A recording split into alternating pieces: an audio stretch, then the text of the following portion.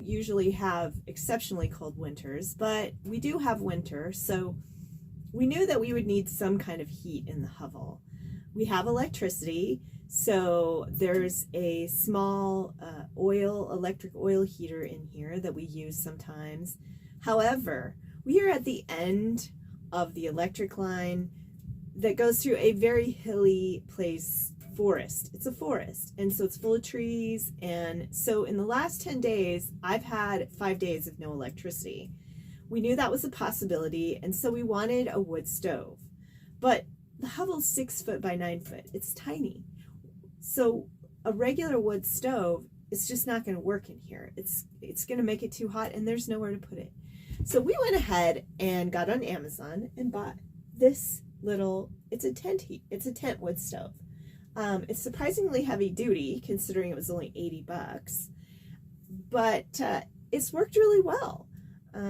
There's been a learning curve, just like everything, but having a wood stove is sort of like having a new family pet. You have to feed and care for it. You got to clean it, you got to cut wood.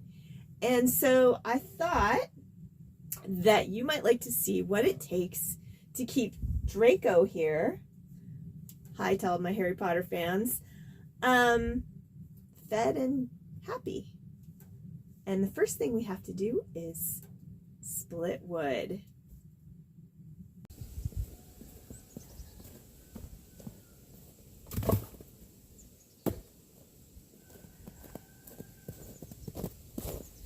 My first job is to turn those into something this size.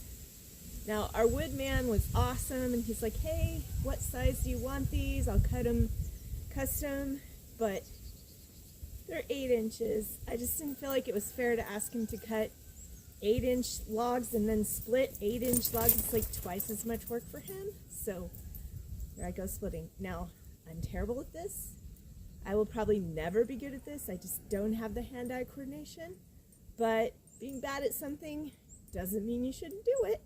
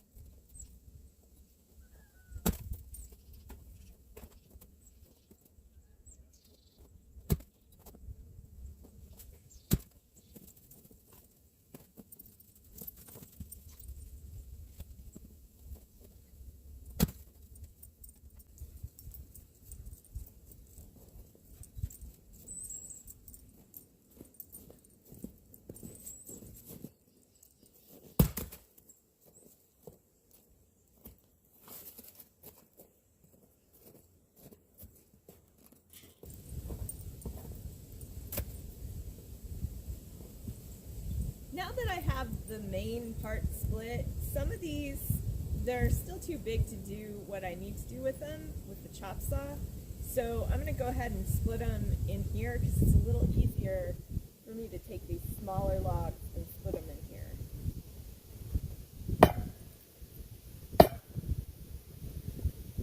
I say it's easier, maybe I'm lying. Ah, hickory.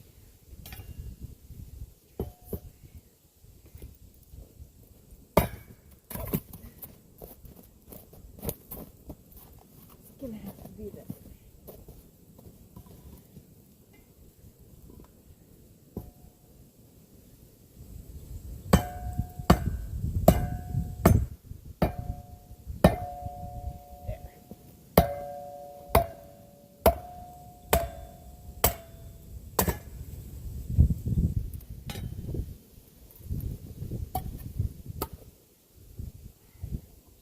Has a big knot in it.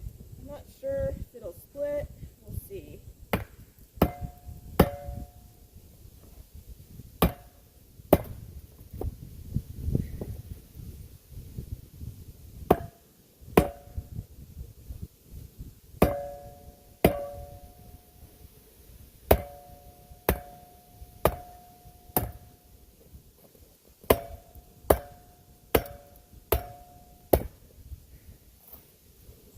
Now this can be a little dangerous, and my left thumbnail has just grown back from an accident with it I had in July. So.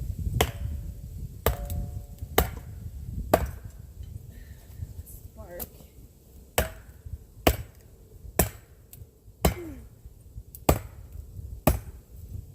Nope.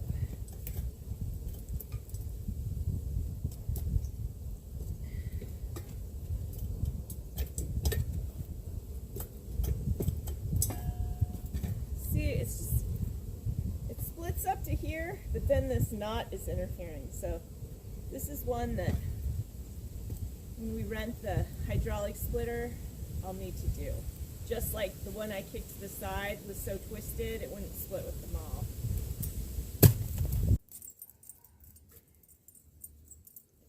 Now that I have all my pieces split small enough to go through this chop saw, I'm going to cut them to length.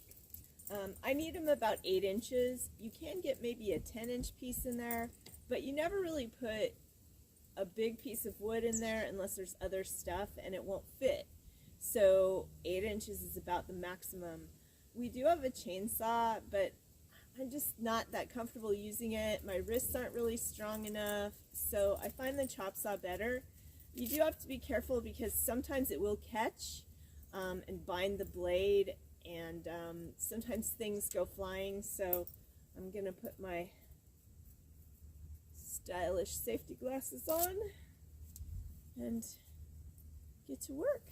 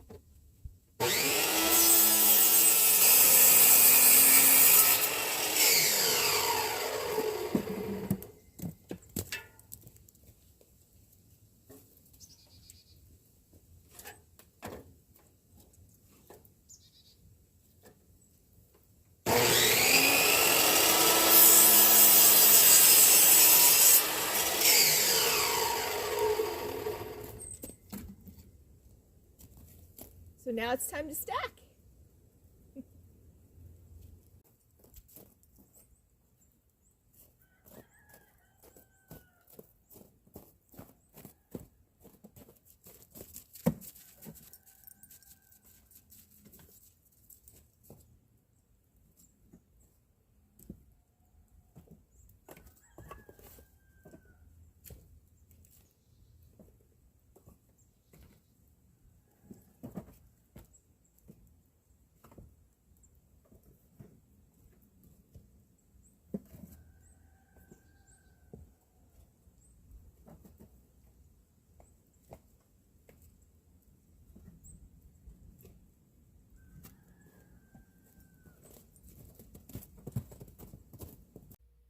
The first thing that I need to do before I start a fire is clean out last night's ashes and clean the window.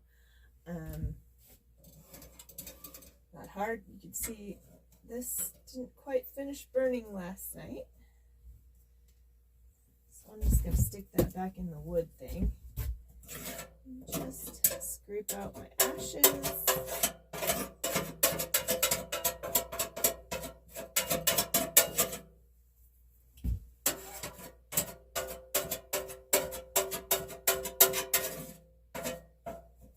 So this is a grate under here, and then this little drawer just comes out, so it's pretty handy.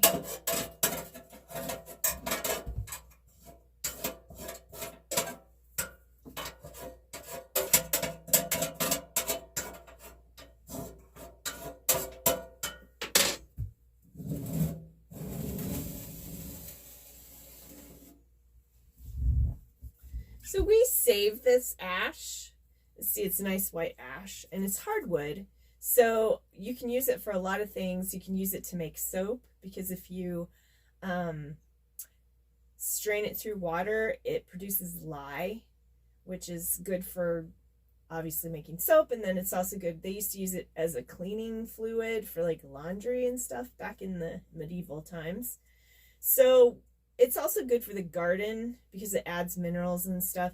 And then you can, I've seen some things where you can like store tomatoes and stuff in it because it keeps microorganisms from attacking them, but I don't know. Anyway, I'm going to go dump this and I will be right back.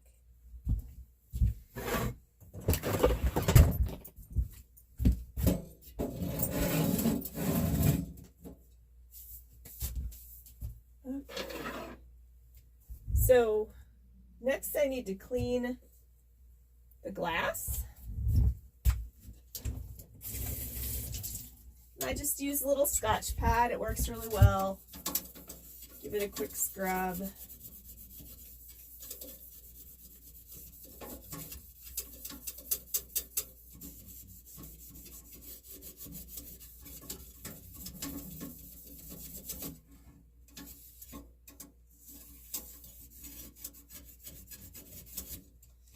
It's normal for glass to do this in a wood stove. I don't know if, I think there are some that fancy ones that are supposed to like have an air wash that keeps the soot off the glass and stuff, but every wood stove that I've ever had with a window has done this, and you just do it every morning and it's fine. So let me bring you a little closer. You can kind of see some of the warping that's going on in there. And that's because it gets so hot. It doesn't affect the function of the stove at all, but I suspect that we're going to have to probably do something to remediate that at some point. So now the stove is cleaned and it's ready to light a fire. Okay, here are the things that I use to start a fire reliably. So I have these Dollar Tree fire starters that I made. And if you'd like, I'll go ahead and do a video on how to make these. I get everything at the Dollar Tree. They're really cheap, but they work really well.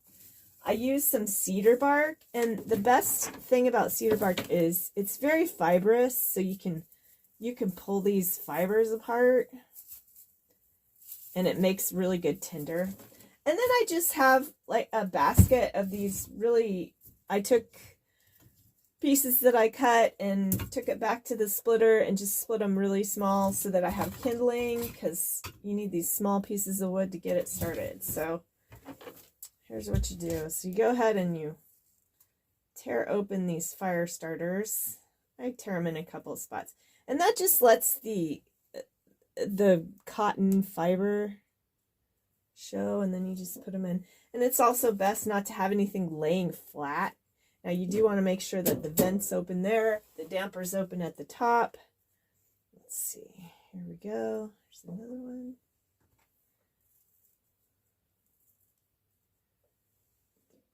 Okay, and then I'm going to shred some of this bark. When I first started doing this, I was so bad at it. I would smoke this place up. Like, I would have to open the window. It was so bad. But I've kind of gotten better at it. Just learn what works. Draco here can be kind of crabby, but we've come to an understanding. So let's light this. So those discs will light up. And the discs burn a long time, which is nice. And then I'm going to just add a little bit more bark. Oh, it doesn't look like I caught my disc very well. It's all the bark burning, not the disc. It might catch on its own, but I want to make sure. And then I'm just going to take my smallest kindling pieces. And the real secret is to make sure that, again, nothing lays flat on the ground, because if it's laying flat or on the floor, because if it's laying flat, it's not getting enough air. So then it just goes out. There it goes. The discs are burning now. So this one might go. There's one. Let's add some more cedar bark just to keep it going. If I need to, I can take my poker and just lift things up a little bit and get some more air. Make it fluffy. You want it fluffy.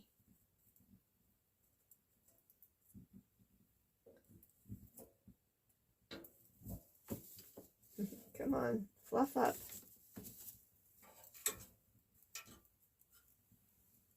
There we go. A little blowing never hurts, right?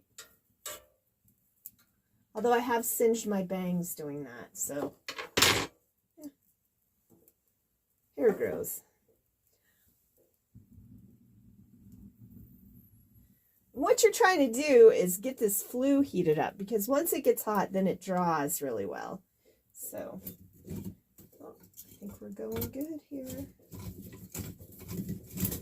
Let's see if I have any little ones. Those aren't really little. This one might get thin.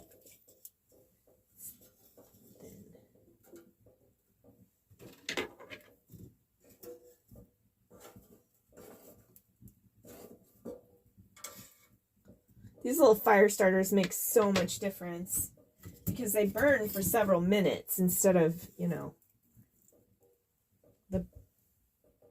the wax in them just keeps it going.